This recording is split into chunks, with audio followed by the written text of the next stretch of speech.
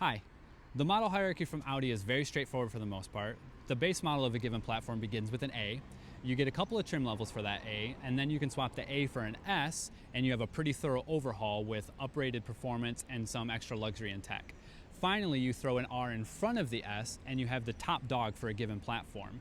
And you also have the R8, which sits on top of the RS pile with the highest MSRP and the most bragging rights. Now, the bigger the number after the letter, the more expensive. The A3 and the A6 are a far cry from each other. And given this simple naming system and knowing that the RS8 doesn't exist, you would think that the S8 would be the king just under the R8, right?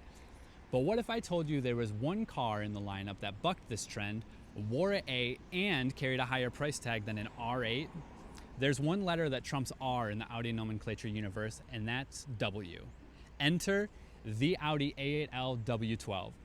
The once most expensive flagship model from the brand with the four rings, carrying an MSRP a whopping $30,000 more than the S8 and $10,000 more than the V8 R8. You could have bought a D4 S8 and had cash to spare to buy an entire brand new A3 at full sticker. That's $30,000. But go for the V6 A8 and you could save a frankly laughable $70,000 versus the W12. You might wonder what you could add to this spec on top of the $140,000 starting MSRP. Largely options for the V6 and V8s, A8s, and the S8 were standard on the W12. There were a bunch of options you could add, including driver's assist, rear seat comfort package, W12 sport package, Bang & Olufsen audio, night vision assist, full leather package, which altogether totaled about $20,000 in options. However, $161,000 MSRP was not the ceiling. Crack open the Audi exclusive catalog where paint, leather, carpet, and Alcantara colors can be customized to your liking. You can add contrast stitching and piping, contrast seat belts, special order wood veneers, and even add leather trimmed deep pile floor mats or personalized illuminated script to the door sills. And your new W12 cracks the $200,000 barrier in 2012 to 2016.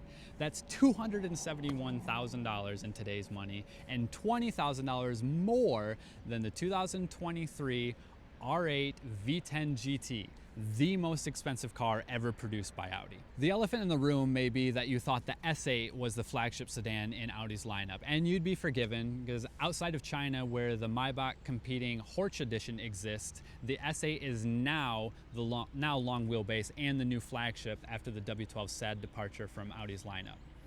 You may also wonder if there was an why there never was an RS8, and much like BMW refusing to make the M7, Audi never made an RS8 for production, but they did tease us with an RS8. It came with wide body fenders, aggressive front lower air intakes, a honeycomb grille, carbon rear diffuser and mirrors, heavily bolstered honeycomb sport seats, and an Alcantara flat bottom steering wheel. The door cards were also full Alcantara, and it had a Lamborghini-style flip-up engine start button cover mounted pride in place right in the center of the center console. Audi never blessed us with the RS8 monster, so the mildly tuned S8 Plus was the highest performance F-segment sedan Audi ever made for production, which carried the same MSRP as the base S8 and the same body panels and interior. You might wonder what $70,000 gets you beyond the base V6 A8 for the W12, but I'll take care of that in another video. For now, stick around.